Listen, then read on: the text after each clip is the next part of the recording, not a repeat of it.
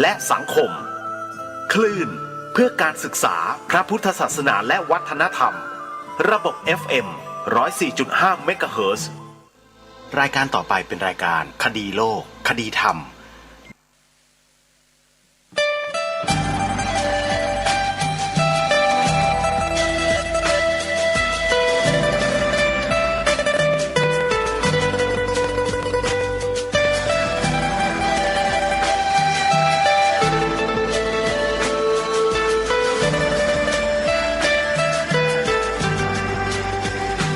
กล้าคิดก็ต้องกล้าทำอย่ากลัวถ้าทำความดีเป็นศึกษาปัญหาให้ทันท่วงทีเมืองไทยจะพัฒนากว่านี้รายการดีๆคดีโลกคดีธรรมขอรำพันบรรยายความคิดเครื่องหมายแห่งสีทั้งสามงามถนัดขาวคือบริสุทธิ์สีสวัสดิ์หมายพระไตรรัตน์และธรรมะคุ้มจิตไทยแดงคือโลหิตเราใสซึ่งยอมสละได้เพื่อรักษาชาติศาสนาน้ำเงินคือสีโสภาอันจอมประชาถ้าโปรดเป็นของส่วนองค์จับริ้วเข้าเป็นไตรรงค์จึงเป็นสีธงที่รักแห่งเราชาวไทยทหารอวตารนำไปยงยุทธวิชัยวิชิตก็ชูเกียรติสยามประเทศไทยที่เจริญมั่นคงมาได้จนถึงทุกวันนี้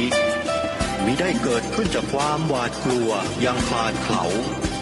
แต่บรรพบุรุษไทยของเราทุกยุคทุกสมัยล้วนแต่มีความกล้าหาญและชาญฉลาดปกป้องเอกราชสร้างชาติให้เกิดความมั่นคง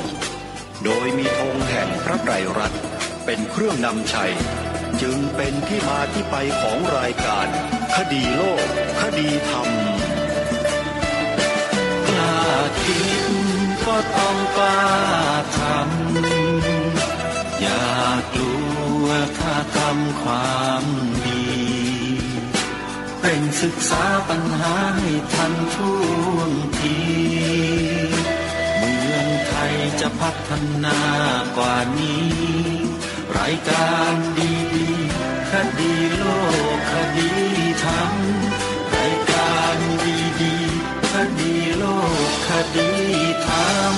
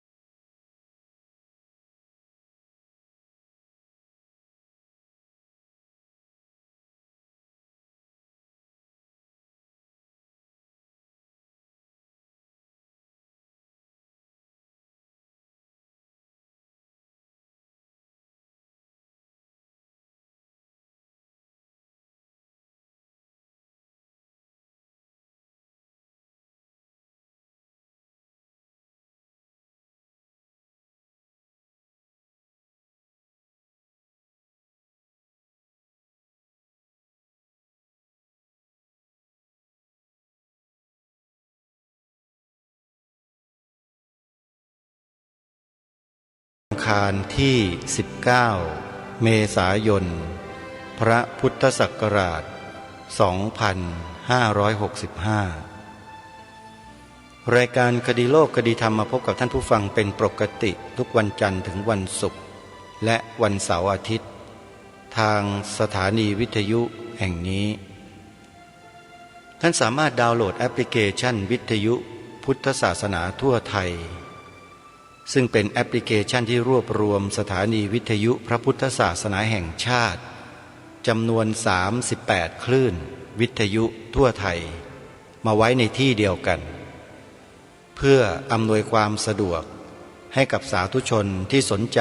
ใคร่จะฟังธรรมะได้ดาวน์โหลดไว้ฟังธรรมะได้ตลอด24ชั่วโมงครูบาอาจารย์หลายๆท่านที่เป็นผู้อำนวยการสถานีวิทยุต่างๆได้คัดสรรธรรมะบรรยายของครูบาอาจารย์ในหลายๆระดับใน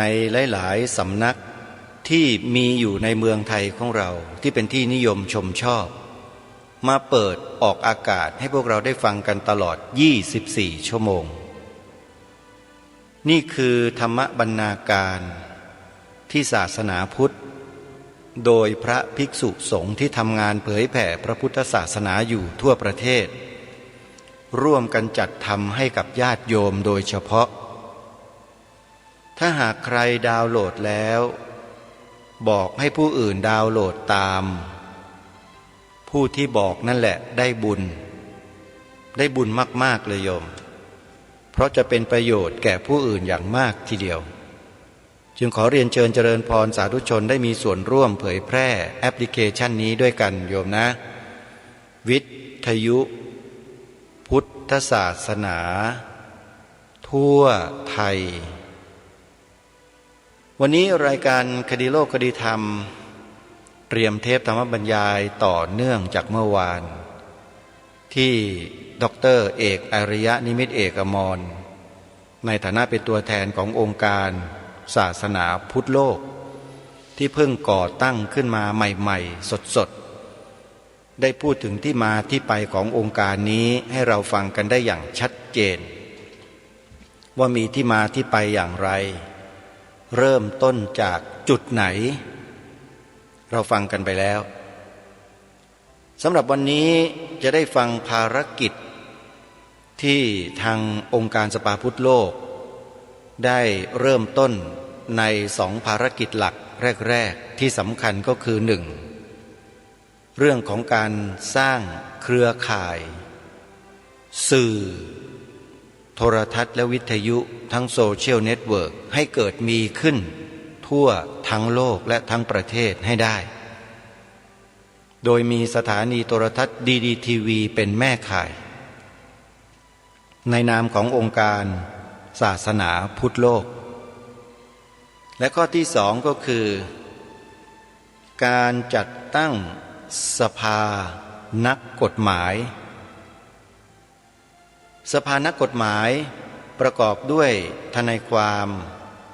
อดีตนักกฎหมายในระดับของผู้พิพากษาเป็นต้นอัยการเป็นต้นที่มีศรัทธาในพระพุทธศาสนาจะได้เข้ามาร่วมกิจกรรมทำหน้าที่ในองค์การศาสนาพุทธโลกนี้ร่วมกันเพื่อแก้ปัญหาต่างๆที่คาราคาซังมานานหลาย10 ปีสำหรับวัดวาอารามต่างๆที่ดำเนินกิจการอะไรๆกับส่วนราชการก็ทำไม่สำเร็จสักครั้งหนึ่งเพราะไม่มีความรู้และความเข้าใจในข้อกฎหมายสภานักกฎหมายทนายความอัยการและผู้พิพากษาอดีตผู้พิพากษาขออภัยนะที่รวมตัวกันตรงนี้แหละจะเข้ามาจัดการช่วยเหลือดำเนินการให้กับวัดเหล่านั้น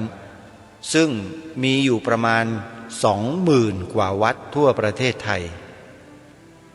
อันนี้คือภารกิจ2เรื่อง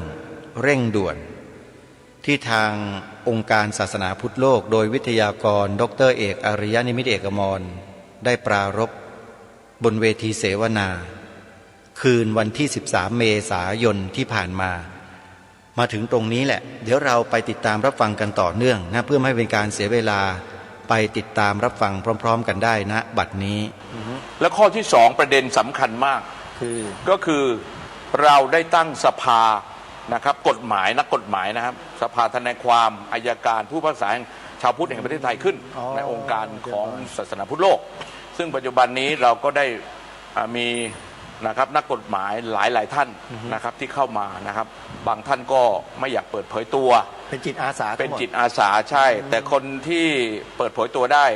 เดินทางมาถึงสุพรรณบุรีแล้วนะครับตอนนี้แต่ว่าวันนี้ไม่ได้มาร่วมรายการกับเรานะครับ แต่ ว่าไม่ได้มา มีแน่นอน มีแน่นอน หลาย ครับ ท่าน ใช่หลายๆ ใน ท่าน ในกำหนดการมีรายชื่อนายตำรวจใหญ่ๆหลายท่านทีเดียว คือ ที่ ส่วนใหญ่ก็จะเป็นเพื่อนนะครับเป็นเพื่อนนะครับของคุณหมอซะส่วนใหญ่ เชิญพร นะครับ เชิญพร เพราะว่าคุณหมอเนี่ยนะครับก็รู้จักกับที่ใหญ่ๆโตๆที่เห็นนะตั้งสมัยร้อยตรี ซึ่งพรุ่งนี้หลายๆท่านก็จะมาด้วย พรุ่งนี้ผู้บัญชาการนะ อ่าฮะ ผู้บัญชาการที่คุมทั้งหมด 8 จังหวัดนะฮะ ที่สุพรรณด้วย ที่สุพรรณเนี่ยมาด้วยครับ มาด้วยนะ มาด้วยใช่ครับ เชิญพร แล้วก็ยังมีอีกหลากหลายท่านนะครับได้รับการติดต่อจากท่านนะครับผู้การฉัตรมงคล อือฮึ นะครับได้ประสานงานกับท่านชูชาติ เชิญพร ท่านชูชาติก็คือเป็นนายกนะครับนายกสมาคมอบจแห่งประเทศไทย โอ้โห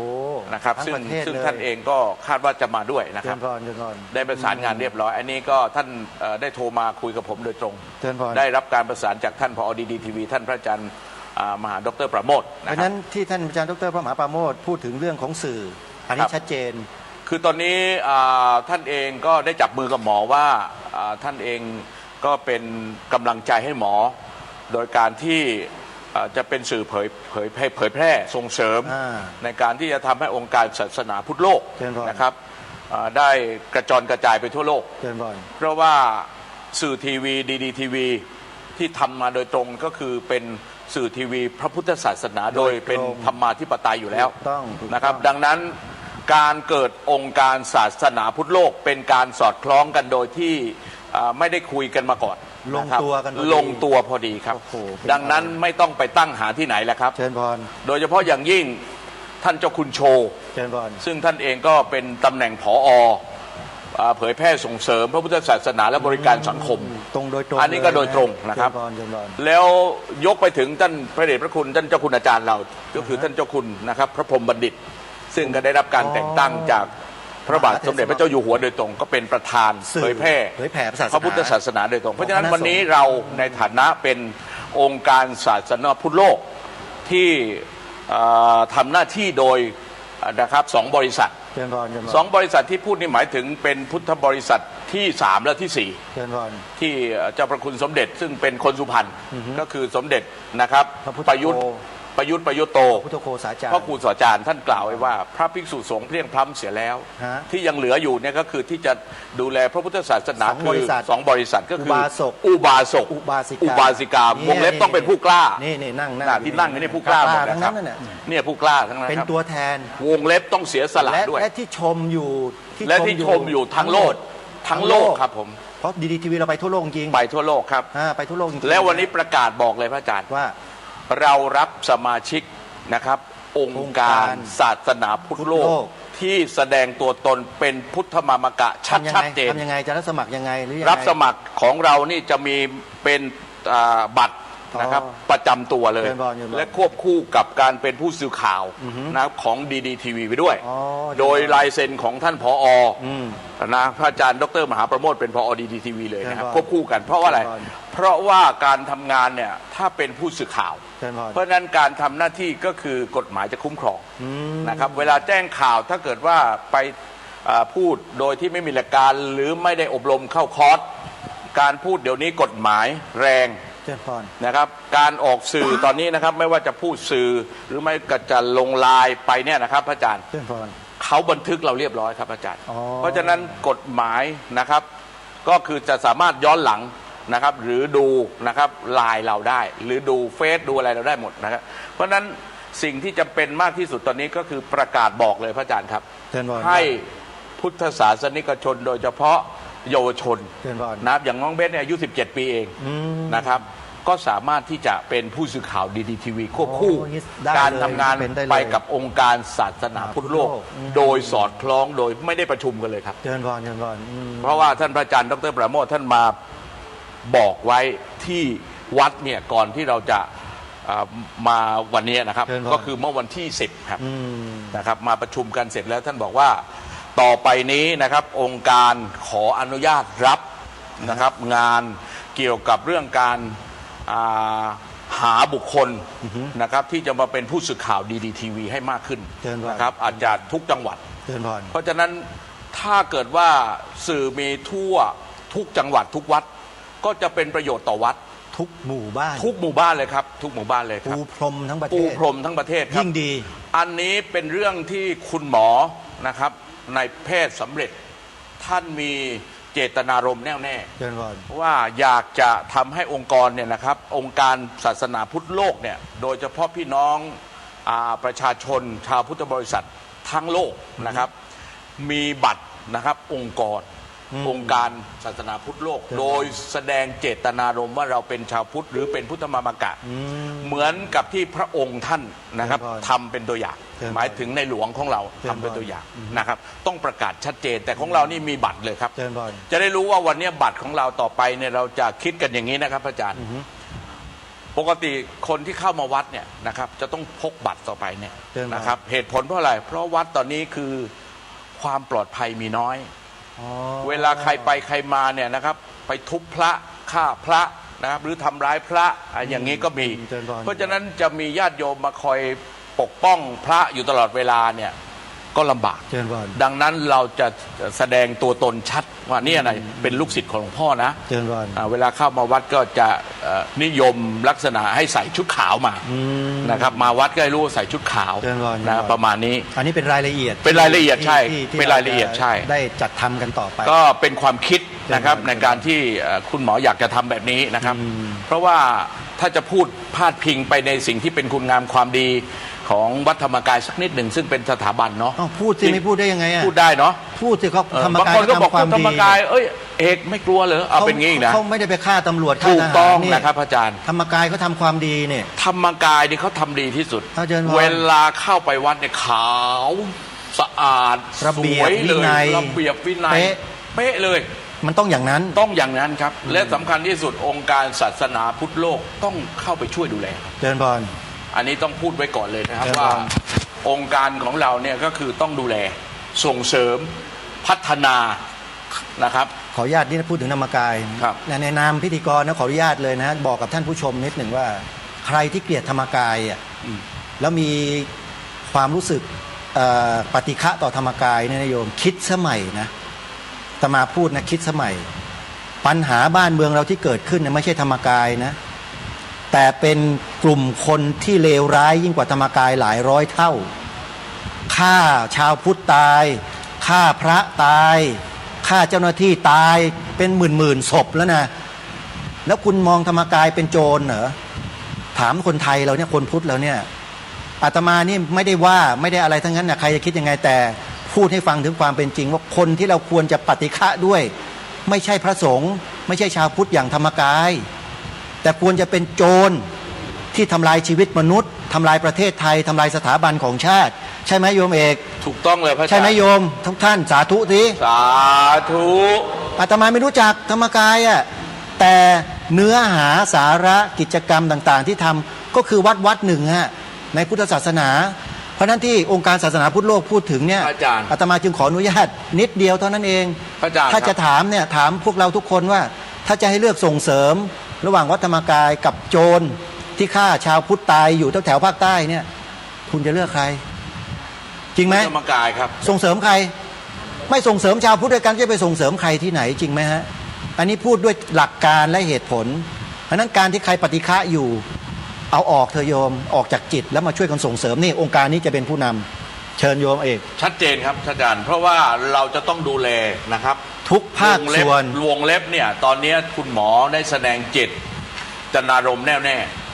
ว่า คุณหมอพูดกับท่านอาจารย์ปู่ใหญ่ว่า เราจะต้องมาช่วยดูแลพระรัตนตรัยขาที่สาม อืม หมายความว่าที่หนึ่งคือพระพุทธเจ้า เจริญพร ถูกไหมครับ เจริญพร อันนี้ก็คืออยู่เหนือเสียเหนือ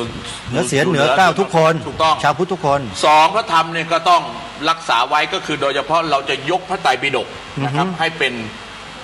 การใช้คำพูดนะครับต่อไปเราจะต้องดูแลพระไตรปิฎกครับ เจริญพรเจริญพ นะค ร รับแต่สิ่งที่สัมผัสได้เป็นรูปธรรมต้องดูแลพระสงฆ์ครับ อืม ณวันนี้เราเองในฐานะที่นะครับตอนนี้เราทำงานควบคู่กับไปกับองค์การตรวจสอบ อือฮึ อำนาจรัฐด้วย อ๋อ เพราะว่า เจริญพร บุคคลที่มาเป็นนักกฎหมายเนี่ยท่านทำงานอย่างเชี่ยวชาญ รัชกาลที่ 6 ตรัสไว้ ถูกต้อง ขออนุญาต ใช่ครับ อัญเชิญมานิดนะ ใช่ครับ เรื่องเนี้ย ครับ ผู้ที่คนอื่นเขาส่งเข้ามาปลอมแปลงเพื่อทำลายพระพุทธศาสนา เราทั้งหลายต้องคอยระวังรู้เท่าไว้จึงจะควรปู่อาจารย์ปู่เห็นไหมรัชกาลที่ 6 ทรงเตือนไว้ตั้ง100 กว่าปีมาแล้วนะ ใช่ครับ เพราะฉะนั้นเราบางทีไม่เท่าทันไงเพราะฉะนั้นองค์การนี้แหละจะคอยดูแลพวกนี้ด้ ซึ่ ว ง ย ตอนนี้ก็ได้มีนะครับการเข้าไปช่วยเหลือดูแลเกี่ยวกับเรื่องวัดตกสำรวจอย่างนี้เป็นต้นนะครับ ซึ่งอาจารย์ปู่เนี่ยก็ได้ทำงานอย่างรวดเร็วนะครับหลายวัดที่จังหวัดกาญจนบุรีเป็นต้น และก็หลากหลายวัดในจังหวัด ต่อไป อื่นๆ ทั้งประเทศแหละ ทั้งประเทศใช่ครับ เจริญพร ซึ่งมีเรียกว่าบรรทัดฐานในการที่จะเข้าไปทำให้เกิดความสำเร็จแล้ว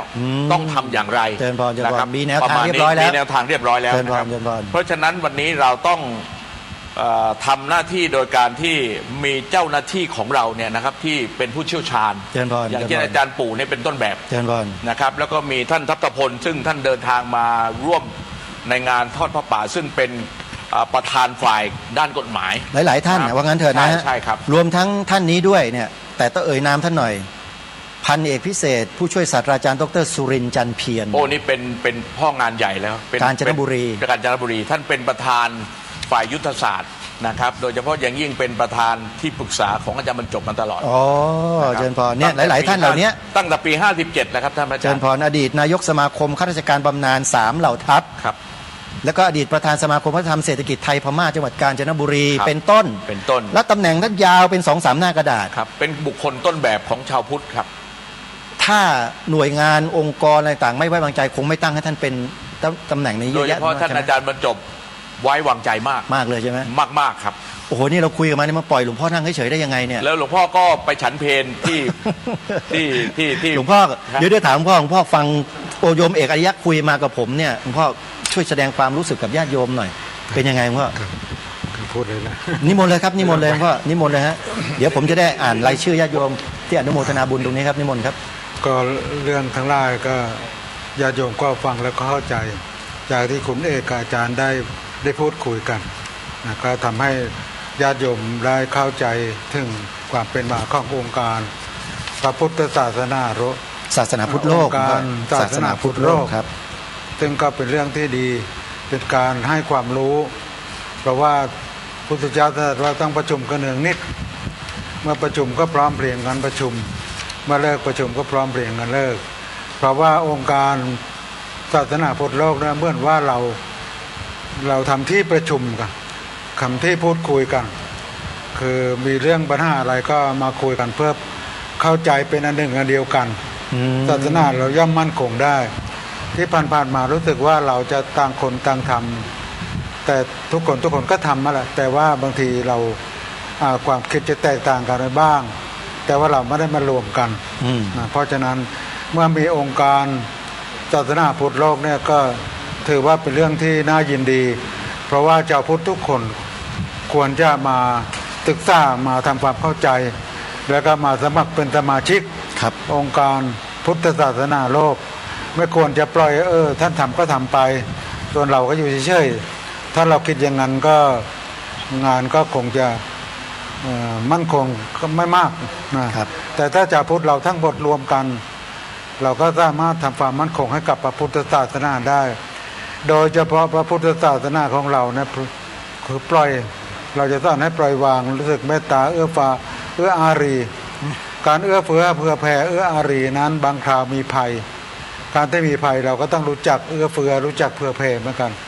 ถ้าเผื่อแผ่โดยไม่มีกฎเกณฑ์ โดยไม่ทราบข้อมูล แล้วมันก็จะทำให้ศาสนาพุทธเราไม่มั่นคงไปได้ โดยเฉพาะปัจจุบันเข้าเอาเตียงคนส่วนใหญ่ เพราะฉะนั้นการที่ชาวพุทธเราไม่รวมตัวกัน แต่ว่าคนที่เขารวมตัวเขาได้โน่นเขาได้นี่นั่นแหละแต่อันนี้เราก็ไม่ได้หมายความว่าเราจะไปอยากได้อะไรนะก็เพียงแต่ว่าอยากให้เมืองไทยเรามั่นคงวัฒนธรรมไทยเรามั่นคง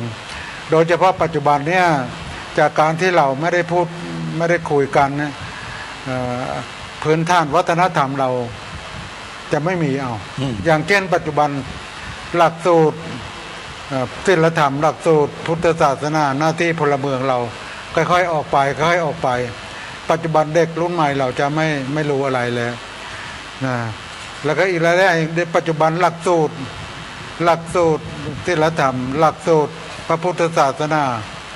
ปัจจุบันชาวพุทธเราไม่มีแล้วเพราะอะไรเพราะเราไม่ได้พูดเพราะเราไม่ได้รวมกลุ่มเราไม่ได้เรียกร้องเราพ้นเราจึงได้อย่างในปัจจุบันเพราะฉะนั้นเราตั้งองค์กรพุทธโลกเนี่ยทำให้เรามีโอกาสได้ปรึกษากันว่านั้นอย่างนั้นนี่อย่างนี้เพราะว่าปัจจุบันพวกผู้มีอำนาจศาสนาถึงจะดีอย่างไรก็ตามถ้าผู้มีอำนาจปล่อยปละละเลยไม่ใส่ใจมันก็ทำให้หายไปได้เหมือนกันจะทำไงให้เขาใส่ใจล่ะทำอะไรให้ผู้มีอำนาจใส่ใจ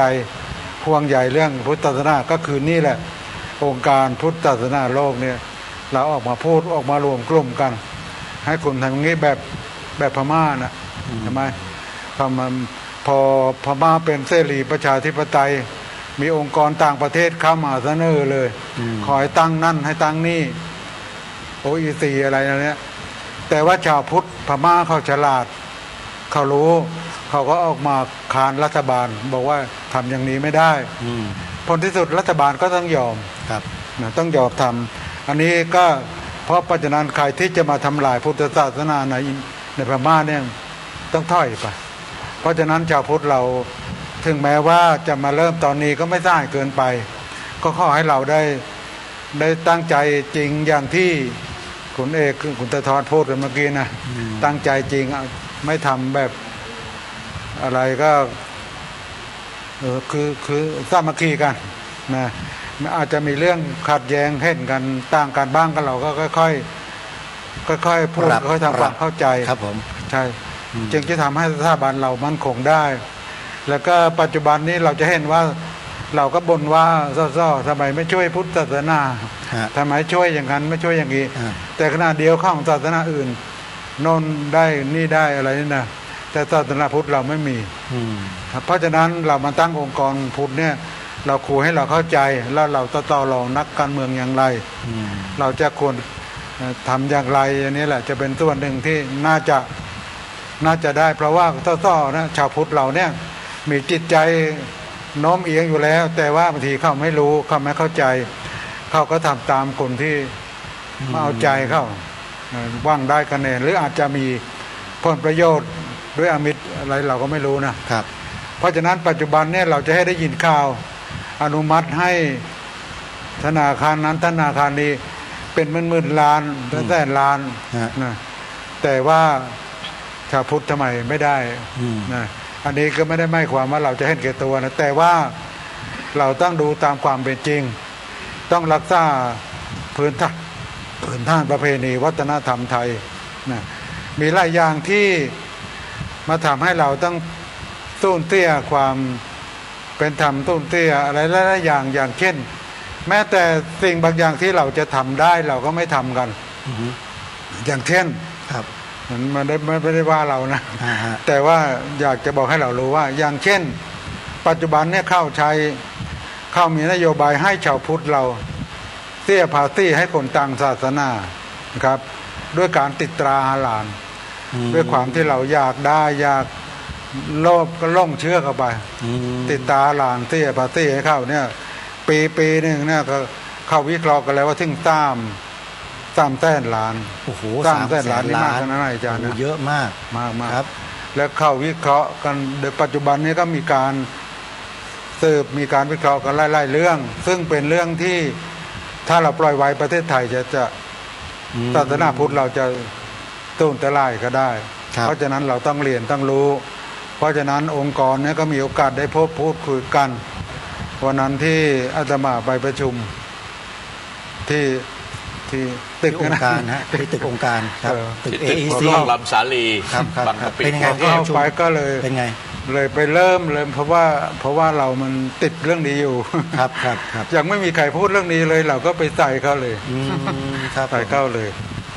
พระเอกก็เลย เขาเลยเข้าใจกันใช่ไหม เข้าใจ เข้าใจแล้วนะ เข้าใจเปล่าไม่รู้ เข้าใจ ครับครับ นี่แหละก็เป็นโอกาสเป็นเรื่องขององค์การความดีขององค์การพุทธโลก ครับ ถ้าเอาจริงเอาจังอย่างเช่น อย่างประเทศไต้หวันเนี่ยนะเบิ่มทีเมื่อก่อนเขาก็ไม่ได้เป็นชาวพุทธนะครับ แต่ไต้หวันเขาบริหารงานกันรวมกลุ่มกัน ปัจจุบันนี้ชาวพุทธในไต้หวันเขาว่ามี 80%เมื่อตอนก่อนหลังจากสงครามโลกเนี่ยเป็นคนศาสนาอื่นสักยี่มากนะครับ ชาวพุทธมีน้อย แต่ว่าเขาตั้งองค์กรชาวพุทธขึ้นมา แบบเนี้ยเริ่มแบบองค์การของเราเนี่ยนะครับ พอเริ่มตั้งขึ้นมาปุ๊บกิจการก็ขยายไปทั่วทั้งประเทศ ก็ทำให้ตีตื้นขึ้นมา ครับครับ นะฮะลักษณะเดียวกันครับ คือเขาเรียกว่าเป็นองค์การทำความเข้มแข็งให้กับตนเอง นั่น แต่ แหละ ข้อ นั่นแหละ แต่ข้อสำคัญต้องปลูกฝังนะปลูกฝังให้เข้าใจให้ชัดเจนให้หรือปลุกระดม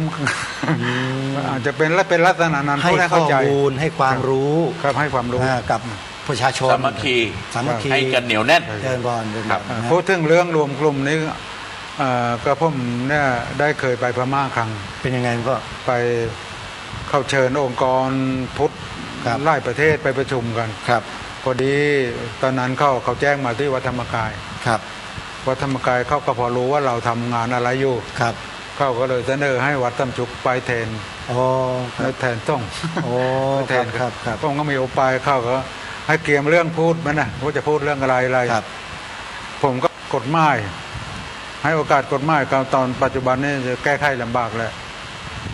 ครับพูดเป็นลักษณะนี้นะครับ แต่เข้าก็แปลเป็นภาษาพม่าภาษาอังกฤษ อืม แล้วก็ไปให้ความรู้ อ๋อ ใน ครับ ในเรื่องพม่าและคนพม่าก็สนใจนะครับ อย่างบ้านเราเนี่ยถ้าอย่างพม่าเนี่ยถ้าเรารู้ว่าจะมีการพูดแบบนี้นะถ้าพม่านี่ก็คนเต็ม อ๋อ พอตอนนั้นไปก็ปรากฏว่าเข้ารวมกลุ่มมาจากพุทธทั่วประเทศนี่มัน12 ล้านคน ครับ ที่รวมกลุ่มไม่กว่าว่าที่เป็นสมาชิกนะครับ อย่างพวกเราจะหาสมาชิกได้สัก10 ล้าน อืม ถ้าได้ก็น่า จะได้อยู่ น่าจะแก้ปัญหาได้นะครับ เอาจากพุทธที่เข้มแข็งไม่กว่าว่าอายุมากไม่แข็งแรงก็ไม่เอาคนที่พอสามารถที่จะไปร่วมไปโน่นได้ แต่ไม่ได้ไปตีอะไรเขานะ ผมออก ไป การคุยกับอาจารย์ ไปเสนอรัฐบาลว่าทำอย่างนี้ไม่ถูกทำอย่างนั้นไม่ถูกเป็นลักษณะนั้น อ๋อ ก็เข้าก็รวมกลุ่มเป็นภาค เช่นว่าประชุมที่ภาคเหนือภาคใต้ เสร็จแล้วก็มาส่วนกลางส่วนรวมมาประชุมกันหมดเลย อืม ทั้งพระทั้งโยม แล้วก็โยมที่ไปถ้าไม่ได้ว่าติโยมเมืองไทยเรานะติโยมเมืองไทยเราเวลามีการประชุมก็ดีเลี้ยงอาหารดี ครับ แต่เวลาฟังโยมไม่ค่อยฟังกัน อ๋อ แต่ที่พม่านี่โยมมาฟังกัน พอถึงเวลาเพลนี่พระไปชั่นเพลพอชั่นเพลโยมรีบคือเข้ามาเลยมานั่งแทน อ๋อ มานั่งฟัง ครับ ไม่ห่วงพระจะชั่นอะไรไม่ได้ห่วงเขามีหน้าที่ เขาสนใจเขาสนใจ สนใจจะฟังว่าเรื่องอะไรเกิด ครับ ขึ้น ผมอืม ครับ แต่ประเทศไทยเรานี่สนใจเรื่องกินกันมาก ครับ เดี๋ยวพรุ่งนี้ก็คงจะมากินกันเยอะนะฮะ พูดเล่นนะโยมนะเป็นธรรมดาอยู่แล้วคนเรามันหิวนะฮะต้องกินนะโยมเอกธรรมดาไม่เป็นไรฮะกินแล้วก็มาฟังด้วย นี่ที่หลวงพ่อพูดเนี่ยเดี๋ยวกราบเรียนด้วยความเคารพเป็นข้อมูลนะฮะเป็นข้อมูลในการที่จะเก็บไว้ในองค์การศาสนาพุทธโลกว่า ต่อไปเราจะเชิญผู้ฟัง เชิญก่อน มาฟังครับ อ่า เราจะสมัครผู้ฟังมาฟัง เชิญบอล ฟังเรื่องอะไรครับ ฟังเรื่องที่เป็นประโยชน์ของพวกท่านทั้งหลาย เชิญบอล โดยเฉพาะอย่างยิ่งพรุ่งนี้จะมีรายการพิเศษช่วงบ่าย อือฮึ ท่านศาสตราจารย์นะครับ ดร.พิเชษฐ์พลานุกูล ซึ่งท่านเองเป็นเจ้าของนะครับเหมืองทองคำ เชิญบอล แล้วก็เป็นโรงหลอมทองคำอันดับหนึ่งของประเทศ เชิญบอลเชิญบอล ที่ท่านเองเนี่ยก็ได้เป็นบุคคลที่สร้างธรรมกายดีนะฮะที่เป็นทองคำนะครับ อ๋อ เป็น เชิญบอล ผู้สร้าง เชิญบอล นะครับ เป็นผู้สร้างหมายความว่าเป็นผู้ออกแบบ จะได้เปิดตัวท่านแล้ว พรุ่งนี้ท่านจะมา ทีแรกท่านจะไม่พูด แต่ว่าถ้าเกิดป้าไม่พูด หมายถึง โยมพิเชษฐ์นะ เชิญพร พูด เชิญพร แล้วใครจะมาเป็นผู้พูดที่ดีที่สุด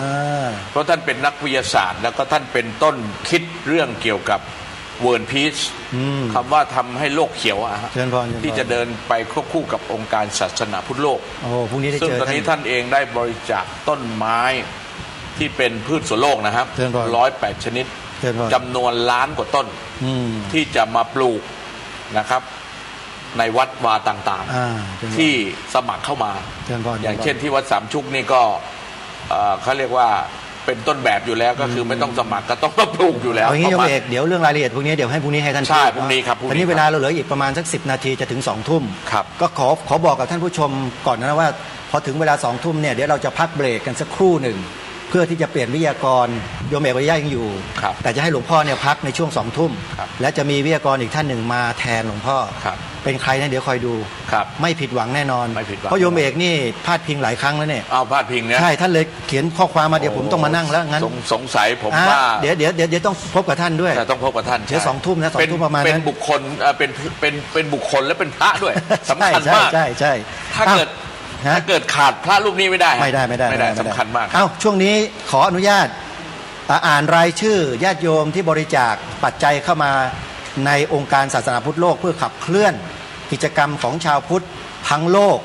นะโดยเราจะมีกิจกรรมในวันพรุ่งนี้เดี๋ยวจะอ่านกำหนดการให้นะโยมนะผู้บริจาคที่ได้โทรศัพท์เข้ามาก็คือท่านผู้ช่วยศาสตราจารย์ดรนำโชค วัฒนานัยนะร่วมบุญมา 1,000 บาทจากกรุงเทพมหานครสาธุ สาธุ คุณโยมแม่ปราณีนาครัตน์จากนครสวรรค์นะดูชมอยู่ ร่วมบริจาคมา 1,000 บาท คุณโยมนเรศนะจากนครพนมชมอยู่ร่วมบุญมา 100 บาท สาธุ คุณโยมแม่วัลภาบุญทรัพย์นะแล้วก็คุณโยมแม่วัลภาบุญทรัพย์จากนนทบุรี ร่วมบริจาคมา 2,000 บาท สาธุ คุณโยมแม่วาสนาศรีจันทร์ทรนะจากนนทบุรีเช่นเดียวกัน ร่วมบุญมา 2,000 บาท สาธุ คุณลุงเต็มแก้วกำพลจากจังหวัดพิจิตรนะร่วมบุญมา 1,000 บาท สาธุ นี่แปลว่ามีคนชมเราทั่วประเทศจริง ทั่วประเทศ ๆ และ มาห ทั่ว ลาย โล จั ก งหวัด ด้วย เลย ครับ ใช่นะฮะแล้วก็ญาติโยมที่จะโทรศัพท์เข้ามาร่วมบุญนะโยมนะขออนุญาตอ่านหมายเลขโทรศัพท์เพื่อให้ญาติโยมได้ร่วมบุญกันนะฮะท่านสามารถที่จะทำบุญสนับสนุนองค์การศาสนาพุทธโลก เพื่อการมีส่วนร่วมตรงนี้ได้นะโยม โทรมาได้ที่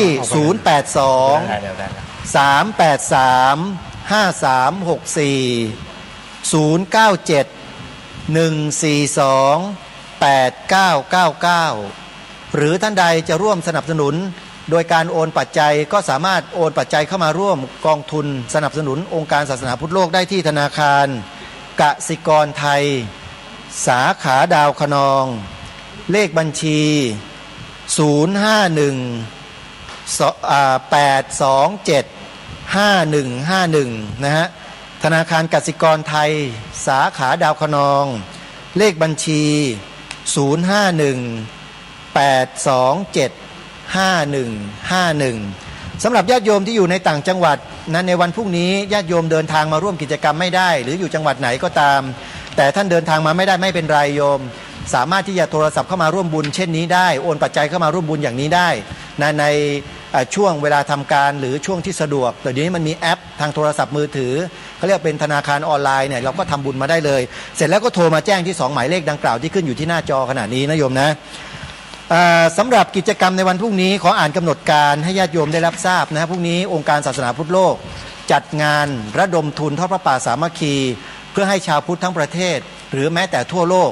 มีส่วนร่วมในการจัดตั้งองค์การศาสนาพุทธโลกนี้ร่วมกันได้นะงานพรุ่งนี้จะเริ่มตั้งแต่เวลา 7 นาฬิกาเป็นต้นไปทำบุญตักบาตรพระสงฆ์นะจำนวนประมาณ39รูปที่ได้กราบพระนามนิมนต์ไว้ และพระสงฆ์เหล่านั้นก็จะฉันพระทหารเพลโดยคณะกรรมการองค์การศาสนาพุทธโลกจะเป็นเจ้าภาพถวายพระทหารเช้าในวันพรุ่งนี้และหลังจากนั้นก็จะมีการทำวัดสวดมนต์กันพร้อมเพรียงกันด้วยในช่วงเช้านะฮะเวลา 9:30 นาทีก็จะเป็นเวทีเสวนาวิชาการให้ความรู้โดยองค์การศาสนาพุทธโลกในหัวข้อเรื่องการก่อตั้งองค์การศาสนาพุทธโลกประเทศไทยมีบทบาท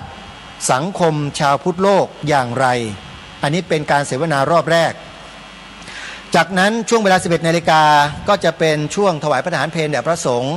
ญาติโยมสาธุชนที่มาร่วมงานร่วมพระทานอาหารกลางวันกันแล้วเสร็จช่วงบ่ายจะมีการเสวนาในรอบที่2ในหัวข้อเรื่องการมีส่วนร่วม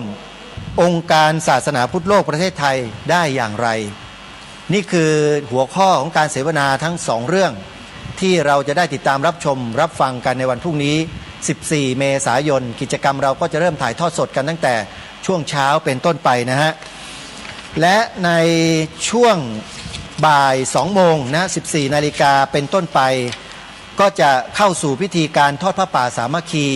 เจ้าภาพกองผ้าป่าต่างๆแล้วก็จะเดินทางนำกองผ้าป่าเข้ามาร่วมทอดแล้วก็จะรับของที่ระลึกจากครูบาอาจารย์ที่ท่านได้เตรียมมอบให้กับท่านเจ้าภาพ15 นาฬิกา 30 นาทีก็จะร่วมกันถวายผ้าป่าสามัคคีและก็พระสงฆ์ให้พรเราก็รับศีลรับพรเสร็จเป็นอันเสร็จพิธีของกิจกรรมในวันพรุ่งนี้ในช่วงบ่ายประมาณ 4 โมงเย็นนี่คือกิจกรรมที่แจ้งให้กับท่านสาธุชนได้รับทราบในช่วงแรกคร่าวๆอย่างนะฮะเอาละญาติโยมในช่วงนี้เหลือเวลาประมาณสัก5 นาทีจะให้วิทยากรบนเวทีเสวนาในวันนี้ได้ช่วยกันสรุปในรายการช่วงแรกและเดี๋ยววิทยากรท่านต่อไปอย่างที่แจ้งจะได้มาแทนนะหลวงพ่อพระครูโสนจิตมาพูดคุยกันอะไรที่ลึกๆกว่านี้นะโยมเอกนะลึกกว่านี้แล้วก็จะได้สาระประโยชน์มากมายทีเดียวครับโยมเอกอริยะในช่วง5 นาทีสุดท้ายแบ่งกับหลวงพ่อคนละครึ่งจะสรุปอะไรให้กับท่านผู้ชมเชิญชวนทำบุญร่วมกันจัดตั้งองค์การกิจกรรมในวันพรุ่งนี้เชิญฮะท่านโยมเอก ก็ช่วงท้ายเบรกนี้นะครับก็อยากจะกราบเรียนนะครับ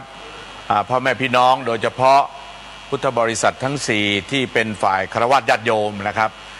เพราะว่าพรุ่งนี้เป็นวันที่นะครับสำคัญเขาเรียกว่าเป็นวันคิกออฟนะครับในการที่เริ่มต้นในการที่จะตั้งกองทุนองค์การศาสนาพุทธโลกซึ่งปกติมีผู้ถามว่าแล้วคุณหมอเนี่ยตั้งองค์การขึ้นมาเนี่ยนะครับไม่มีสตางค์หรือคุณหมอถ้าเกิดจะพูดเรื่องฐานะของท่านก็พอสมควรนะแต่จะเป็นเรื่องของส่วนตัวนะฮะแต่ว่าคำว่าองค์การศาสนาพุทธโลกเนี่ยหมายความว่าเป็นศาสนาพุทธนะประจำเรือนใจของชาวพุทธทั้งโลกนะครับเพราะฉะนั้นวันนี้คุณหมอก็เปิดโอกาสนะครับให้กับพี่น้องนะครับพุทธศาสนิกชนโดยเฉพาะฝ่ายฆราวาสญาติโยมรวมทั้งอีกทั้งนะพระเถรานุเถระที่นะครับมีความเข้าใจนะครับเกี่ยวกับองค์การศาสนาพุทธโลกนะครับพรุ่งนี้เป็นวันสำคัญมากนะครับแล้วก็เป็นวันครอบครัวนะครับของสงกรานต์ปีใหม่นี้พุทธศักราช 2565 ซึ่งเป็นปีฟ้าใหม่ผมอยากจะบอกอย่างนี้นะครับว่าโอกาสนับตั้งแต่บัดนี้เป็นต้นไปประเทศไทยนะต้องใช้คำว่า New Normal นะครับหรือจะเป็นลักษณะครับ Thailand System นะครับหรือ First Thailand นะครับก็อาจจะพูดได้นะครับเพราะว่านับตั้งแต่บัดนี้เป็นต้นไปพี่น้องนะครับทุกคนทุกท่านครับเราต้องมีส่วนร่วมนะครับในภารกิจนี้จะปล่อยให้คุณหมอสำเร็จนะครับเดินทางไปแต่เพียงลำพังนั้นคงไม่ได้จะต้องเป็นกำลังใจให้คุณหมอในฐานะท่านเองเนี่ยท่านก็ฝากผมมาแล้วผมก็ได้ยินขออาศัยคำพูดที่คุณหมอพูดไว้นะครับว่าท่านเป็นคนเกิดเมืองสุพรรณจุดเริ่มต้นก็มาเริ่มที่เมืองสุพรรณอยากจะดูน้ำใจพี่น้องชาวสุพรรณด้วยนี่คือคำพูดที่เด็ดมากบังเอิญว่าขอพาดพิงไปถึงท่านพระอาจารย์ดร.พระมหาปราโมทย์ปโมทโยว่าท่านก็เป็นคนสุพรรณด้วยนั่นเป็นซะอย่างนั้นเพราะนั้นนะทั้งคุณหมอแล้วก็ทั้งผอ.ดีทีวีเป็นคนสุพรรณด้วยกันทั้งคู่นะครับวันนี้มีความสำคัญมากครับพี่น้องครับขอให้พี่น้องนะครับได้บอกข่าวนะครับเรื่องงานสำคัญของงานผ้าป่าพรุ่งนี้ไม่ใช่เป็นผ้าป่าธรรมดาครับเป็นผ้าป่ามีความสำคัญกับพี่น้องนะครับชาวพุทธทั้งโลกนะครับนะเพื่อที่เราเนี่ยจะได้ใช้องค์การศาสนาพุทธเนี่ยไปตราบนานเท่านานและโดยเฉพาะอย่างยิ่งนะครับก็จะเป็นประโยชน์นะครับต่อนะครับคำว่าพุทธบริษัททั้ง4นะครับโดยที่จะต้องนะครับการตั้งองค์กรนะครับที่จะมีหน้าที่ในการทำงานอะไรต่างๆนะครับเกิดขึ้นต้องใช้งบประมาณ นะครับผมบอกพระอาจารย์อยู่แล้วว่าพระอาจารย์ครับ การจะทำอะไรก็ตามเนี่ยถ้าเกิดข้อที่ 1ไม่ผ่านเนี่ยข้อที่ 2จะไม่เกิด เชิญพร ข้อที่ 1ก็คือมีงบประมาณ เชิญพร แต่วันนี้องค์การศาสนาพุทธโลกไม่ได้เริ่มต้นที่งบประมาณ เชิญพร เริ่มด้วยใจครับผม อืม ใจคุณหมอเป็นใจที่ประเสริฐ เชิญพร โดยการที่เริ่มต้นโดยการที่ไม่ต้องใช้ตังค์ อือฮึ นะครับ โดยใช้ใจนะครับ ใจทำงานทำไม่หยุดนะครับ เชิญพร โดยการประสานงานหน่วยงานหรือบุคคลต่างๆ ที่มีความเห็นตรงกัน เชิญพร นะครับเพราะฉะนั้นพรุ่งนี้พี่น้องนะประชาชนที่รักทุกท่านครับ ถ้ามีความเข้าใจนะครับ ว่าองค์การศาสนาพุทธโลกมีความสำคัญต่อทุกท่าน ขอเรียนเชิญครับพรุ่งนี้ครับ มาฟังเรื่องราวดีๆนะครับจากปากคุณหมอ เชิญพร แล้วจากคณะกรรมการที่ก่อตั้ง เชิญพร นะครับ และโดยเฉพาะอย่างยิ่งพรุ่งนี้หลวงพ่อเองก็เป็นผู้ก่อตั้งด้วยนะครับ เชิญพร ก็จะได้ยินนะจากปากหลวงพ่ออีกครั้งหนึ่ง ใช่ นะครับ ใช่ และโดยเฉพาะอย่างยิ่งที่จะลืมไม่ได้ก็คือนะครับ เรานิมนต์พระที่เป็นพระพี่เลี้ยงทั่วประเทศ เชิญพร นะครับ ที่มาเป็นพี่เลี้ยงให้กับองค์การศาสนาพุทธโลก นั่นหมายความว่าเรามีพี่เลี้ยงใหญ่คือพระสงฆ์ทั้ง เชิญพร สังฆมณฑล เชิญพร นะครับ รวมทั้งพระมหาเถรานุเถระทุกรูป เชิญพร โดยเฉพาะอย่างยิ่งตอนนี้เราทำงานจนกระทั่งว่าวันนี้เห็นเป็นรูปธรรมมากขึ้น ใช่ ก็จะไปกราบนะครับ สมเด็จหลวงพ่อนะครับ พระมหาธีราจารย์ เชิญพร ซึ่งท่านเองก็เป็นพระผู้ชายผมนะครับ อ๋อเชิญพร เป็น เชิญพร เป็นพ่อนะเหมือนเป็นพ่อนะครับ ท่านก็เห็นความสำคัญนะครับ เชิญพร แล้วก็ทำงานเพื่อให้พระองค์ท่านมีความสุขสบายใจนะครับ แล้วก็โดยเฉพาะอย่างยิ่งก็คือเราเป็นพระสงฆ์นิกรขององค์พระบาทสมเด็จพระเจ้าอยู่หัวในรัชกาลที่ 10นะครับเราก็ทำให้ท่านเนี่ยมีความสุขสบายใจ เชิญพร นะครับ แล้วก็ทำกันทั้งประเทศ เชื่อว่าประเทศของเราเนี่ยนะครับก็คงจะมีนะครับเรียกว่ามีความสุขสบายกันมากขึ้นนะครับนะ เชิญพร โดยเฉพาะอย่างยิ่งพรุ่งนี้ก็ขออนุญาตนะครับ ขออีกสักนิดหนึ่งนะครับว่าขอเชิญชวนนะครับเรียนเชิญนะครับนะเชิญกันเข้ามานะครับที่วัดสำชุกนะครับนะซึ่งถ้าเกิดละแวกใกล้เคียงจังหวัดตั้งแต่นะครับอ่างทองสิงห์บุรีชัยนาทกาญจนบุรีนครปฐมราชบุรี เชิญพร และรวมทั้งเขตกรุงเทพมหานครอยู่ละแวกใกล้เคียงเนี่ยครับก็ขอว่าถ้าเกิดได้ยินเสียงนี้นะครับก็ขอเรียนเชิญนะครับ โดยเฉพาะก็มีนะครับท่านพ่อเนี่ยครับซึ่งมาไกลมากเลยนะครับก็มาถึงหาดใหญ่นะครับซึ่งมาอยู่ตั้งแต่วันที่ 10 อย่างนี้เป็นตัวอย่างนะครับ ก็ต้องขอบคุณพ่อทั้งสองและคุณแม่ด้วยนะครับที่มานะครับ ซึ่งก็ประกาศรายชื่อท่านไปแล้วท่านมาร่วมทำบุญกับเรา เชิญมา นะครับทำบุญกับดีดีทีวีถึง 4,000 แล้วก็มาร่วมทำบุญกับองค์การพุทธโลก 1,000 บาทก็ เชิญมา อันนี้เป็นตัวอย่างนะครับ ใช่ ที่ ใช่ ไกลมากนะครับ ถูกต้อง มาจากไกลมากแล้วก็ นี่ มา แหละ ตั้งแต่วันที่ เขาเรียกว่าด้วยหัวใจ 10 ด้วยหัวใจครับ มาหัวใจ โดย มา เฉพาะ ก่อน อย่างยิ่งก็คือท่านเองเป็นโยมที่ติดตามนะครับท่านพระอาจารย์ดรพระมหาประโมทมานาน ใช่ นานมากนะครับ เชิญก่อน เพราะฉะนั้น เชิญก่อน วันนี้องค์การพุทธโลกเพิ่งเริ่มนะครับเพิ่งเริ่ม เพราะฉะนั้นการที่เพิ่งเริ่มก็จะมีคนนะคอยจ้องดู มันจะเอาจริงไม่จริง อ่า แต่ผมได้ยืนยันคำพูดนะครับ เชิญก่อน ของหมอกับท่านอาจารย์ปู่ใหญ่ไว้แล้วนะครับ เจอคนจริงสิงห์สุพรรณกำมังการนะทั้งคู่เชื่อว่านะครับ เชื่อว่าความสำเร็จนะครับต้องสำเร็จตามชื่อคุณหมอแน่นอน เพราะว่าคุณหมอชื่อสำเร็จนามสกุลรุ่งเรือง เพราะฉะนั้นประเทศ สำเร็ ชา จ ติ แล้วก็รุ่งเรือง รุ่งเรืองครับประเทศชาติของเราจะสำเร็จได้และรุ่งเรืองได้ ก็ต้องมีองค์การศาสนาพุทธโลกควบคู่กันไป และสมาชิกที่กำลังจะเข้ามา และกำลังจะเข้ามาทั้งโลก เข้ามาทั้งโลก นะครับทั้งโลกครับโดยที่มีความคิดเห็น แล้วก็มีเขาเรียกได้มีความเข้าใจตรงกัน เชิญพร นะเชื่อว่าประเทศของเราจะเจริญรุ่งเรืองแน่นอนครับ สา ครับ ธุ กราบ โยม กราบ เอก นมัสการครับ อย่าเพิ่งไปไหนนะโยมเอกให้หลวงพ่อกล่าวในช่วงท้ายในรายการก่อนที่หลวงพ่อจะพัก แล้วเดี๋ยววิทยากรอีกท่านหนึ่งจะมาพูดคุยกับเรานิมนต์หลวงพ่อครับ ขอให้ญาติโยมชาวพุทธเราได้รู้สึกยินดีและดีใจที่เราได้มีองค์การศาสนาพุทธโลก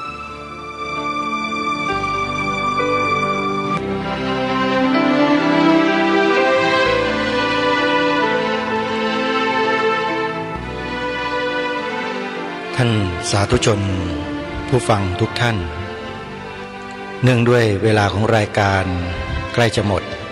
อาตมาภาพเลยตัดสัญญาณมา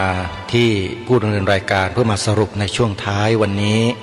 ให้กับทุกท่านได้ฟังกัน ก็เป็นอันว่าการเสวนาในหัวข้อเรื่องไม่ได้ตั้งหัวข้อไว้นะฮะเราได้พูดกันถึงที่มาที่ไปขององค์การศาสนาพุทธโลกโดยดร.เอกอริยนิมิตเอกอมรในฐานะเป็นผู้แทนขององค์การศาสนาพุทธโลกมาตอบคำถามบนเวทีรายการตระเวนคนตระเวนธรรมเมื่อวันพุธที่13เมษายนพระพุทธศักราช2565ที่ผ่านมาชัดเจนนะฮะเพราะฉะนั้นเราทราบแล้วที่มาที่ไปขององค์การนี้มีความเป็นมาเป็นไปอย่างไรและภารกิจที่กำลังดำเนินการอยู่ในปัจจุบันเร่งด่วนคืออะไรส่วนในช่วงท้ายนั้นทางองค์การศาสนาพุทธโลกก็เปิดรับสมัครสมาชิกให้เข้ามามีส่วนร่วมกับองค์การศาสนาพุทธโลกให้ทุกท่านทุกคนได้มีส่วนร่วมกันแล้วก็ได้ทำการเปิดรับสมัครสมาชิกเป็นครั้งแรกที่วัดสามชุกแห่งนี้ก็ได้สมาชิกมาจำนวนหนึ่งนะเป็นการเริ่มต้นเขาเรียกว่าคิกออฟอย่างที่ดร.เอกอริยนิมิตเอกอมรได้กล่าวเมื่อสักครู่เริ่มขับเคลื่อนแล้วนะฮะเพราะฉะนั้นในวันพรุ่งนี้เดี๋ยวมีวิทยากรอีกท่านหนึ่งจะมาร่วมการเสวนามาปิดรายการเดี๋ยวพรุ่งนี้เรามาติดตามรับฟังพร้อมๆกันสำหรับวันนี้เวลาของรายการหมดลงแล้วอาตมาภาพต้องขอสมมุติยุติรายการไว้แต่เพียงเท่านี้พบกันใหม่ในวันต่อไปขอความสุขความสวัสดีในธรรมแห่งองค์สมเด็จพระบรมศาสดาสัมมาสัมพุทธเจ้าจงปรากฏเกิดมีขึ้นในจิตใจของท่านผู้ฟังทุกท่านทุกคนเทินขอเจริญพรกล้าคิดก็ต้องกล้าทำอย่ากลัวถ้าทำความดี